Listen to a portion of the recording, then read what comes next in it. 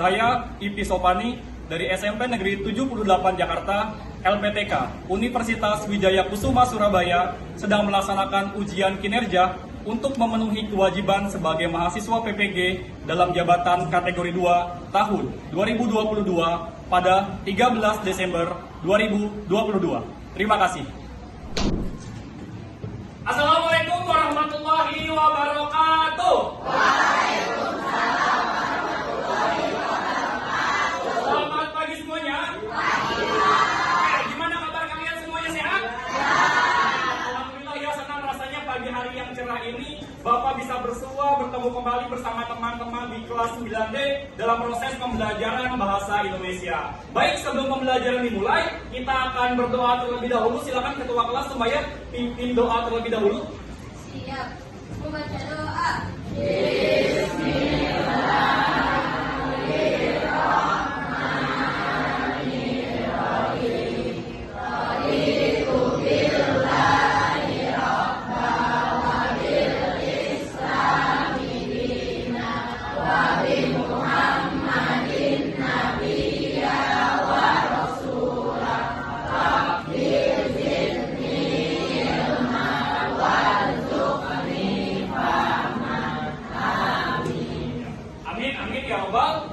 Semoga apa yang kita doakan, apa yang kita impikan, apa yang kita harapkan tidak beririsan dengan jalannya Tuhan. Dan semoga proses pembelajaran hari ini kalian diberikan kemudahan dalam memahami materi pada pembelajaran bahasa Indonesia hari ini. Sudah semangat belum? Sudah semangat atau belum? Sudah semangat? Bapak akan cek kehadiran terlebih dahulu. Hari ini yang tidak hadir ada siapa? Oke, yang pertama Muhammad Ibnu Isyad. Itu kenapa? Keserempet sakit. Baik, itu sakit. Kemudian siapa lagi? Fatir Ar-Rahman kenapa? Sakit perut. Oke, sakit juga. Ada lagi yang masuk? Aisyah. Siti Aisyah sakit juga. Oke, banyak yang sakit ternyata ya. Ruangan ya. Siapa lagi? Oh ya, Hikmatiar kenapa? Izin atau sakit? Izin, oke. Ya, ada 3 orang yang tidak hadir. Kita doakan ya, semoga teman-teman kita yang tidak hadir dalam proses pembelajaran ini diberikan kesembuhan dan kesehatan kembali.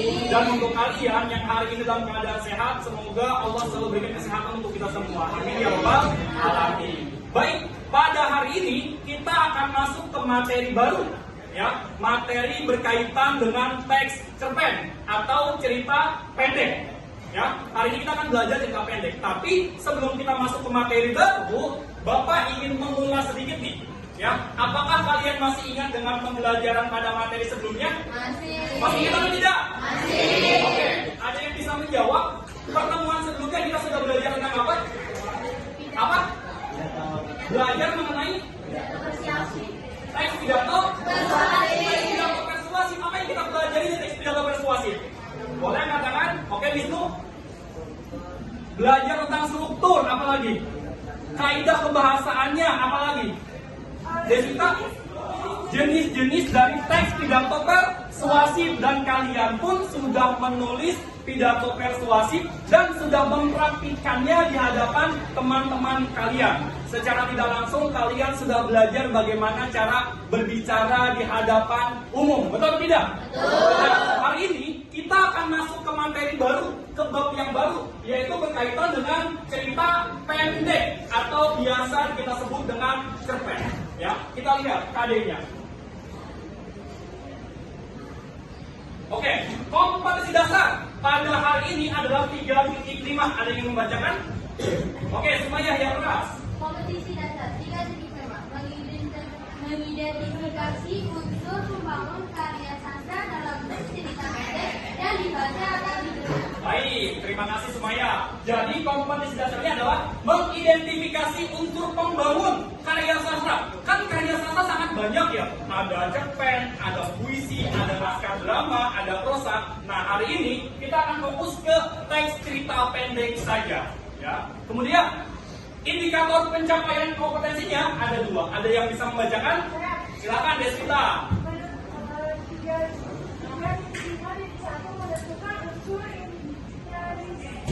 Karya sastra dalam teks cerita pendek yang dibaca. 3.5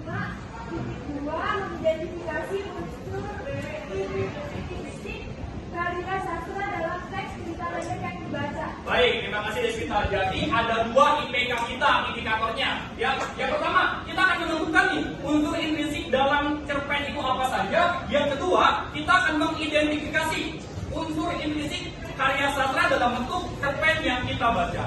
Nah, kemudian ada tujuan pembelajaran. Ada yang bisa membacakan? Silakan, Marsha. Tujuan pembelajaran melalui kegiatan pembelajaran dengan pendekatan saintifik dan model pembelajaran problem based learning (PBL) serta ini mampu 1.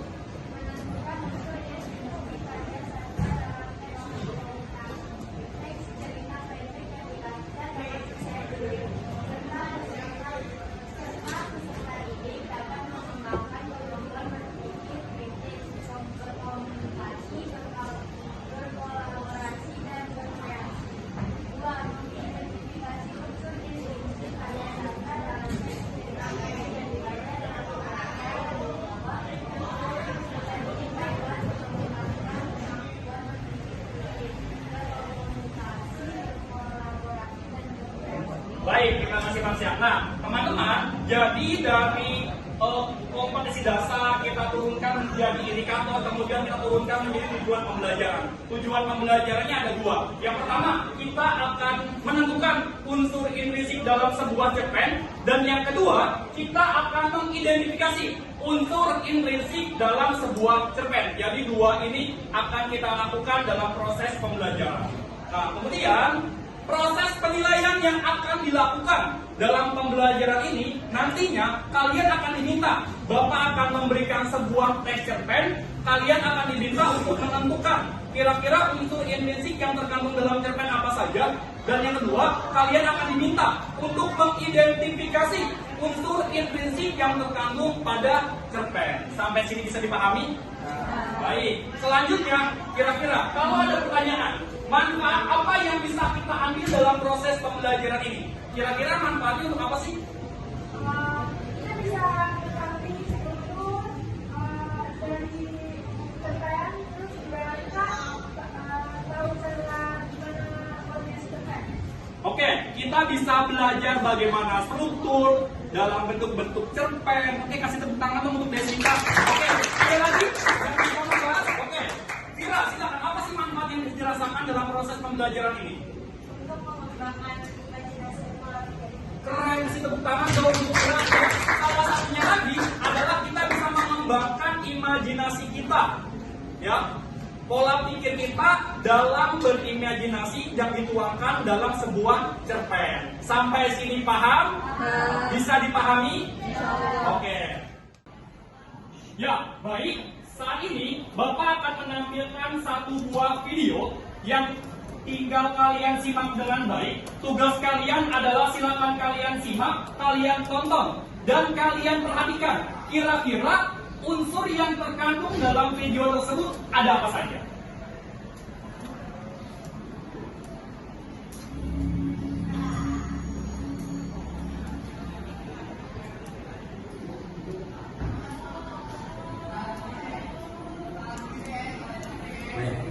Saya bisa bicara semua. Oh ya, maksudnya dong. Bapak lihat kalau beberapa hari ini kamu kurang fokus belajar. Maaf Pak, saya Bapak sudah tahu tentang foto yang ada di media sosial. Apa karena itu kamu kurang fokus belajar? Nanti jam istirahat kita bicara sebentar dengan Bapak saya. berita. Sudah. Anak-anak, sebelum kalian pulang, Bapak ingin menyampaikan sesuatu kepada kalian. Yaitu tentang masalah perhubungan raya. Pastinya kalian sudah tahu. Jadi kalian hati-hati dalam bermain media sosial. Padahal kita tidak tahu apa yang kita tulis di media sosial, dan itu bisa menyakiti orang. Baik, itu adalah tayangan video tentang perundungan yang terjadi di media sosial. Baik, kita akan bahas isi videonya. Kira-kira kalau ada pertanyaan, ada unsur pembangun apa saja sih dalam sebuah cerita pendek ini? Ada apa saja? Ada apa? Novel? Ada permasalahan. Kemudian ada apa lagi? Ada tingkatnya. Ada apa lagi? Ada orangnya. Ada tokohnya. Bagus. Ada penokohannya. Terus Ada suasananya seperti apa? Oke, apa lagi kira-kira? Ada waktunya, oke. Ada pesannya, ya. Jadi ternyata ketika kita menganalisis atau menonton tayangan video ini, kita sudah bisa mulai mengetahui ternyata dalam sebuah cerita pendek ada unsur pembangun di dalamnya. Tadi ada orangnya, orangnya siapa aja kira-kira? Ada siapa? Ada Maya, kemudian ada guru, ada siapa lagi? Ada kakaknya Maya. Kemudian tadi dia bilang ada tempatnya, Pak. Tempatnya di mana aja? Ada di kamar, kemudian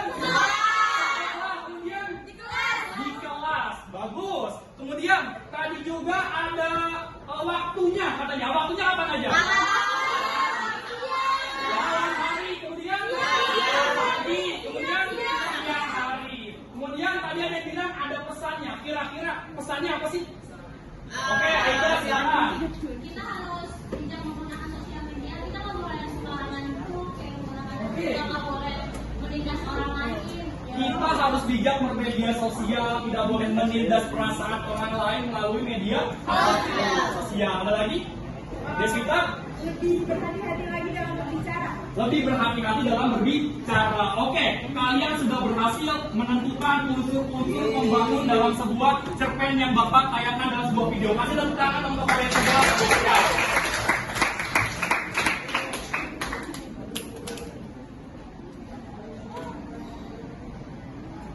Nah, sekarang Bapak akan bagikan sebuah teks cerpen yang berjudul Obat Bosan dari Nenek. Tugas kalian silakan kalian baca dengan baik dan kalian tinggal tentukan kira-kira unsur pembangun dalam cerpen yang berjudul Obat Bosan dari Nenek itu apa saja.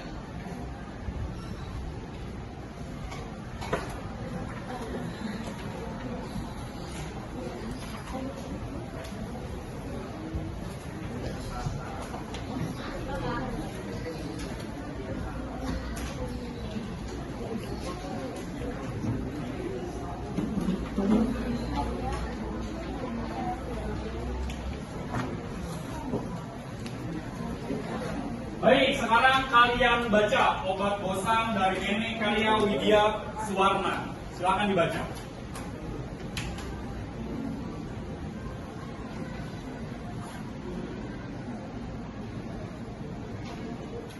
Ya, baik. Kalian sudah selesai membaca semuanya, anak-anak? Sudah. Nah, di situ ada cerpen yang berjudul apa? Obat Bosan dari Nenek. Karya siapa? Widya Suwarna. Baik. Kalau kalian dihadapkan dengan sebuah cerpen, lalu ada pertanyaan, kira-kira unsur pembangun atau unsur intrinsik yang terkandung dalam sebuah cerpen apa saja kira-kira? Berdasarkan bacaan kalian. Wisnu, yang pertama apa? Kira-kira ada apa, Wisnu? Ada tokoh, Ada tokoh, kemudian ada apa lagi? latar tempat, Ada latar tempat, kemudian tema, ada tema. Ada lagi yang bisa menambahkan, Rajendra? Ada latar suasana. Deswita? Ada alurnya. Kemudian apa lagi? Ada plot ceritanya. Kemudian apa lagi? Sudut pandang. Oke.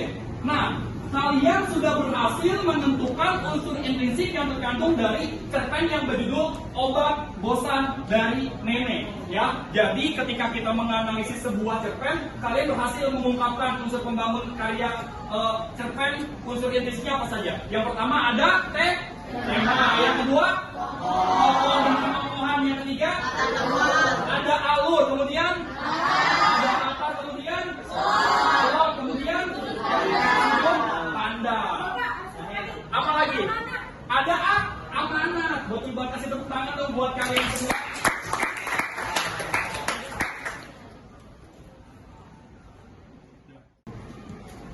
Baik anak-anak, setelah tadi kita membahas mengenai obat bosan dari nenek, saat ini Bapak ingin pertanyakan, apakah kalian sudah paham tentang unsur intrinsik dalam sebuah cerpen? Oke, masih ada yang belum. Ada yang udah paham? Saya dikit. Oke, Vira belum. Kenapa Vira? Dalam sebuah cerpen itu apakah harus semuanya ada unsur intrinsiknya? Oke, kasih tepuk tangan dong untuk Vira, pertanyaan yang bagus. Apakah dalam sebuah cerpen Pak, harus ada unsur intrinsiknya? Oke, ada yang bisa menjawab? Saya Oke, Deswita silahkan. harus ada, soalnya kalau misalkan dia nggak ada unsur intrinsiknya, Intrinsiknya. itu bakal ngerasa kayak aneh, jadinya kayak nggak ada kata penunjuknya, jadinya kayak nggak berurutan. Yang berurutan. Oke, kasih tepuk tangan untuk Deswita. Ada lagi yang bisa menjawab? Silakan Mbak Jedra. Unsur intrinsik dalam cerpen itu kayak sebuah komponen yang harus ada di dalam cerpen, Bapak. Oke. Ya, oke. Jadi unsur intrinsik dalam sebuah cerpen itu ternyata harus ada. Nah, biar kalian semakin yakin bahwa apakah harus ada ya unsur intrinsik atau pembangun dalam sebuah cerpen. Nah, sekarang tugas kalian, silahkan kalian duduk berkelompok sesuai dengan kelompok yang telah Bapak bagikan pada pertemuan sebelumnya. Ya. Udah sesuai dengan kelompok ya? Kelompok kelompok 1? Oke, kelompok 1, kelompok 2?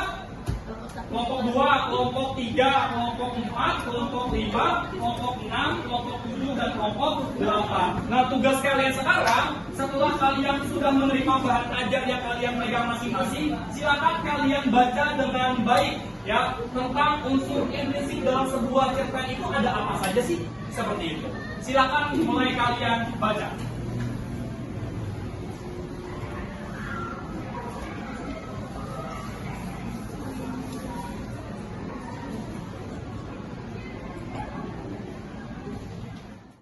Baik, sudah selesai dibaca bahan ajarnya? Anak-anak? Sudah, oke. Dari bahan ajar tersebut, apakah masih ada pertanyaan berkaitan dengan unsur intrinsik? Oke, Sumaya, kenapa Sumaya?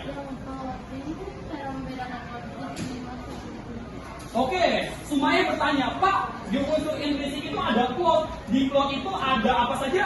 Ada pengenalan konflik, Ada pengenalan konflik, ada klimaks, anti klimaks, dan penyelesaian. Dan Sumaya bertanya, Pak, cara membedakan itu semua seperti apa dan bagaimana? Ada yang bisa membantu Sumaya? Oke, Wisnu silakan. Jadi kan di tahap plot itu ada pengenalan itu pengenalan konflik. Pengenalan konflik itu dia awal mula konflik itu terjadi. Terus kalau bagian klimaks itu puncak masalahnya. Kalau anti klimaks itu penurunan dari puncak masalah, dan kalau penyelesaian itu penyelesaian dari masalah. Oke, kasih tepuk tangan dong untuk Wisnu. Sudah paham? Oke, ada pertanyaan yang lain? Oke, silakan, Nafisa.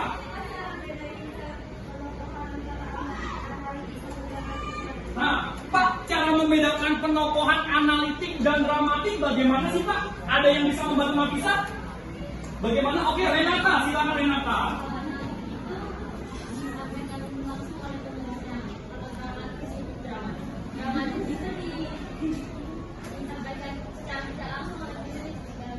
Oke, kalau analitik disampaikan secara langsung, kalau dramatik disampaikan secara tidak langsung. Kasih tepuk tangan dong untuk Renata.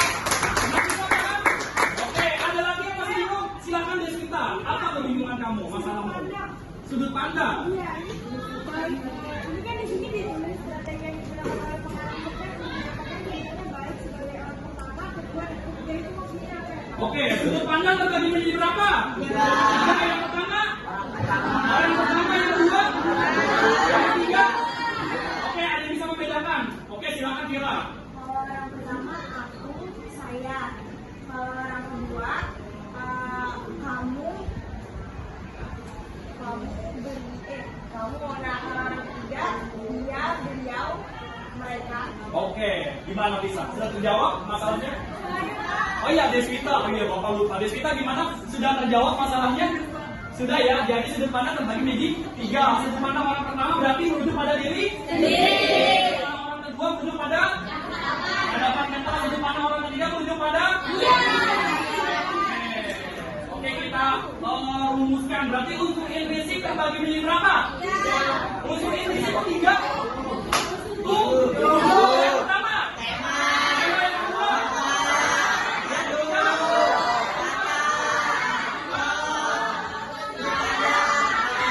Sudah paham? Benar-benar paham? Baik, kalau sudah paham, silakan coba kalian tentukan unsur intrinsik yang terkandung dalam teks cerpen yang berjudul Obat Bosan dari Nenek bersama kelompok kalian.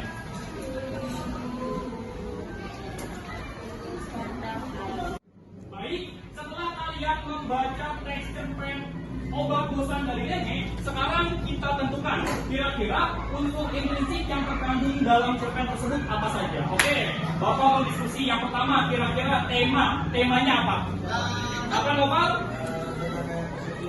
Tentang rasa kesetia. Ada lagi? Kepedulian. Apa lagi? Kurangnya perhatian. Ya, temanya ini berkaitan dengan kepedulian atau rasa kasih sayang dari seorang anak juga ya, itu temanya. Kemudian ada tokoh dan tokohan. Kira-kira tokohnya siapa? Tokohnya seperti apa? Baik, gampang, bosan. Ya. Terus ada tokoh siapa lagi? Buangnya di mana?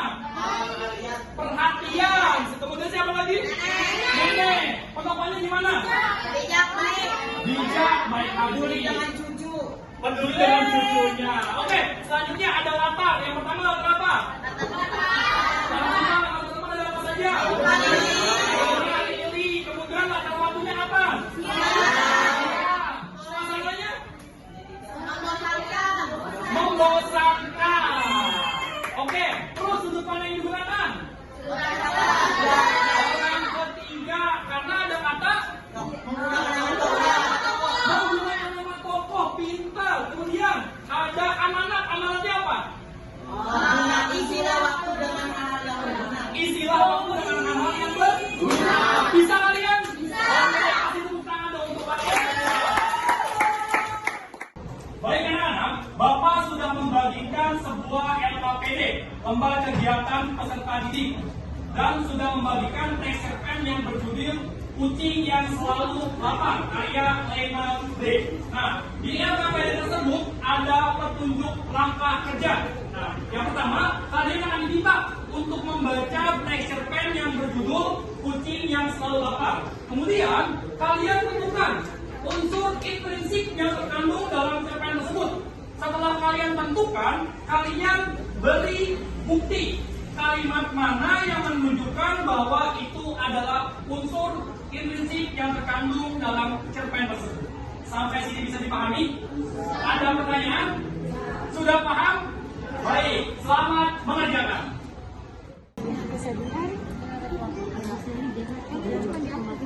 Terus kebaikan hati. Iya. Dua doang. Ya.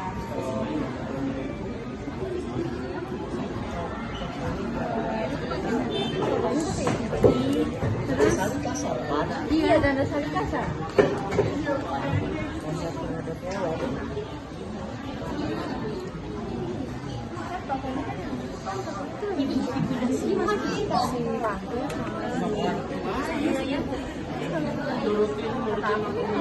Kan jangan bawa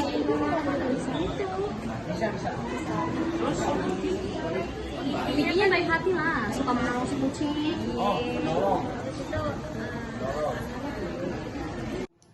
Baik anak-anak, bagaimana? Ada kesulitan dalam menentukan unsur intrinsik teks cerpen ini?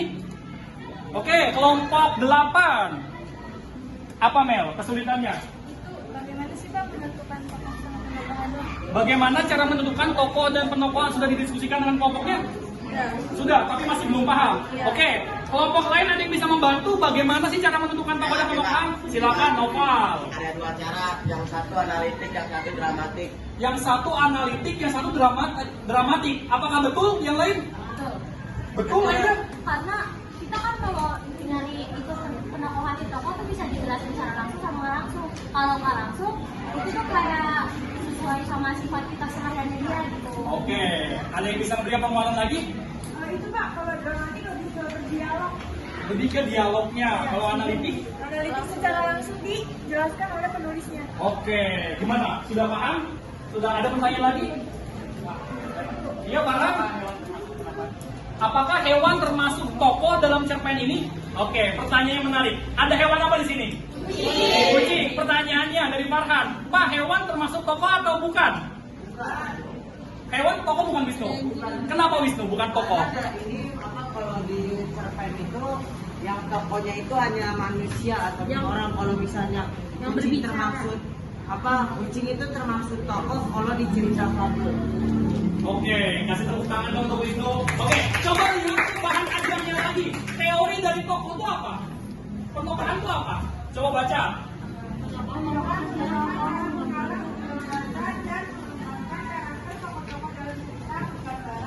tokoh dengan cara analitik dan dramatik. Oke, tokoh-tokoh dalam cerita itu muncul, diceritakan oleh si penulis. Jadi pertanyaannya, kucing termasuk tokoh atau bukan? Bukan. Sudah paham kan? Oke, kasih tepuk tangan dong untuk kalian semua. Baik anak-anak, sudah selesai mengerjakan LKPD-nya? Nah, sebelum kalian menyiapkan diri bersama kelompok kalian masing-masing untuk presentasi ke depan, Bapak ada sedikit ice breaking atau games. Breakingnya berjudul Bos Berkata. Waduh. Jadi kalau misalkan ada bos berkata, kalian wajib mengikuti seluruh instruksi yang dikatakan oleh si bos. Gimana sih? Misalkan bos berkata, tepuk tangan yang meriah. Angkat tangan kanan. Nah, salah betul. Oke, yang betul hanya Mira. Oke, lagi. Bos berkata, pegang kepala. Pegang kuping. Oke, yang betul nih. Masih betul tuh. Oke, sudah paham? Kita mulai. Bos berkata. Bos berkata, bilang A. Bilang I.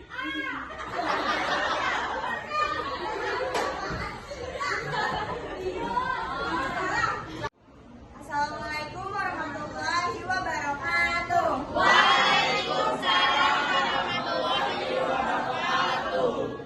Kami dari kelompok 1 ingin mempresentasikan hasil kerja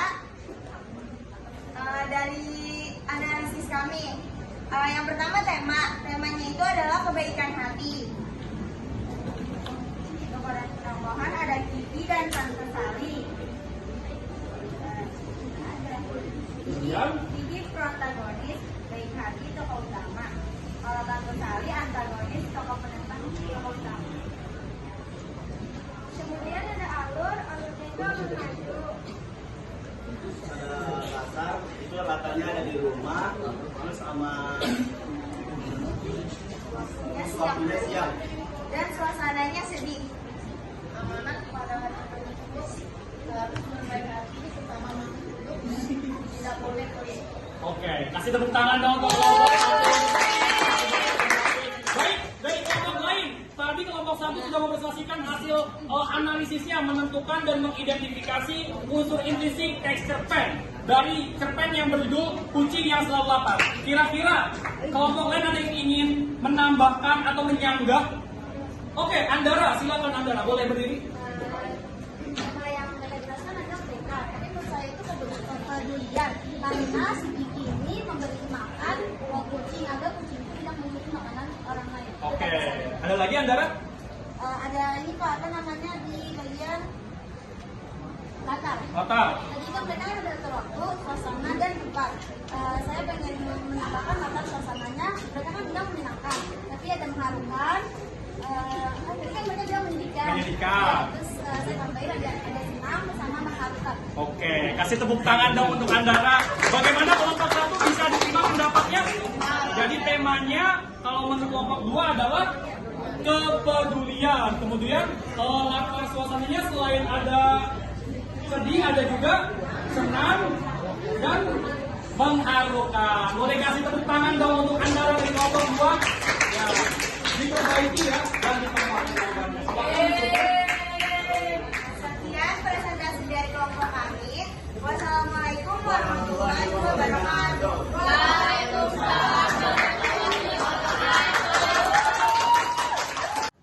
Baik anak-anak, setelah tadi kalian melakukan presentasi, mari kita refleksi bareng-bareng. Dari cerpen yang berjudul Kucing yang Selalu Lapar karya Renade, temanya apa? Kepedulian. Kemudian Bapak yang muncul siapa saja? Oke, Kiki letaknya di mana? Baik. Tante Sally. Ya. Latar waktunya kapan? Ya. Tempatnya? Di rumah Kiki. Suasananya? Mengharukan. Alurnya alur apa? Alur. Kemudian amanatnya? Ya. Kita harus peduli terhadap sesama makhluk hidup. Sampai sini paham? Benar-benar paham? Ya, terima kasih. Kasih tepuk tangan kepada kita. Baik anak-anak, setelah kita melakukan refleksi tentang presentasi yang telah kalian lakukan, kita sudah di penghujung pembelajaran nih. Jadi kalau ada pertanyaan, kira-kira hari ini kita sudah belajar apa saja? Kita udah belajar apa? Oke, Rajendra, kita belajar apa saja, Rajendra? Unsur-unsur implisit dalam cerpen. Ada apa saja unsur implisiknya? Amira, tema, penokohan, amanah. Kalau alur terbagi menjadi berapa? Dua. Yang pertama? Betul. Kemudian penokohan terbagi menjadi berapa? Tiga. Yang pertama? Protagonis. Oke, jadi amanah itu apa sih? Pesan yang terkandung dalam sebuah cerita cerpen. Bagaimana? Sudah benar-benar paham? Mari tidak belajar mengenai cerpen. Jadi pada pembelajaran berikutnya kita akan membahas struktur dan ciri kebahasaan dari sebuah cerita pendek. Bisa dipahami? Bisa. Oke, Bapak ucapkan terima kasih untuk pembelajaran hari ini. Tetap menjadi pribadi yang berkarakter, jujur, bertanggung jawab, dan selalu melakukan kebaikan terus-menerus. Baik, sebelum pembelajaran itu kita berdoa terlebih dahulu. Silakan Sumaya pimpin doa. Siap. Membaca doa.